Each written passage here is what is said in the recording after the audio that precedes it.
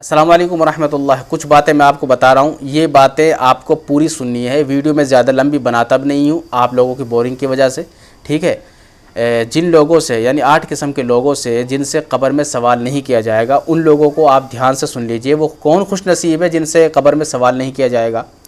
دیکھیے شامی میں لکھا ہے کہ جن لوگوں سے سوال نہیں کیا جائے گا وہ 8 قسم کے لوگ ہیں، ٹھیک ہے۔ نمبر 1 شہید، جو شہید ہو کر مرا ہے، جلنے والا بھی شہید ہے۔ جیسے کہ ابھی ہمارے میوات میں ایک حادثہ پیش آیا، جنید اور ناصر کی موت ہوئی ہے، وہ ان کو جلا دیا گیا زندہ، تو وہ بھی شہید کے درجے میں ہے، بات سمجھ رہے ہو؟ تو ایسے لوگوں سے سوال نہیں ہوگا۔ دوسری بات یہ ہے کہ نمبر 2 اسلامی ملک کی سرحدوں کی حفاظت کرنے والا، جیسے کہ ہمارے انڈیا آرمی ہے، مسلمان لوگ ہیں، سمجھ رہے ہو؟ وہ انڈیا آرمی میں ہیں اور وہ اپنے ملک کی حفاظت کے لیے وہاں شہید ہو جاتے ہیں، مارے جاتے ہیں، تو یہ بھی شہید ہے۔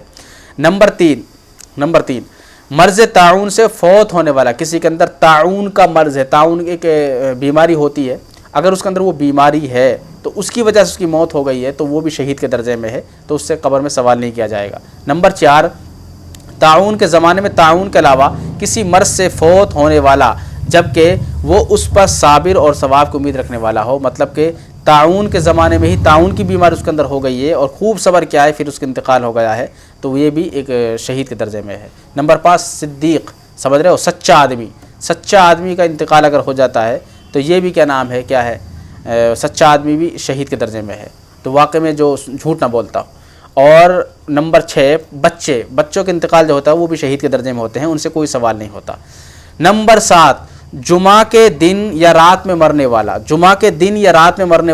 یہ بھی شہید کے درجے میں ہے، ان سے کوئی سوال نہیں ہوگا، یہ دھیان رکھیے آپ۔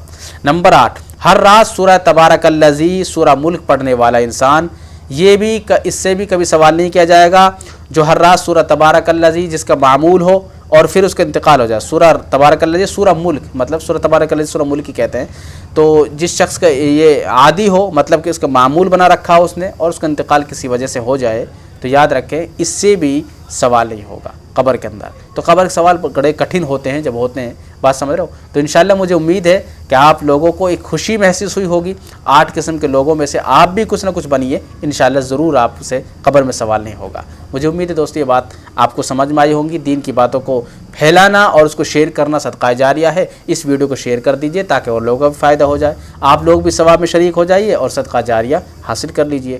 شکریہ۔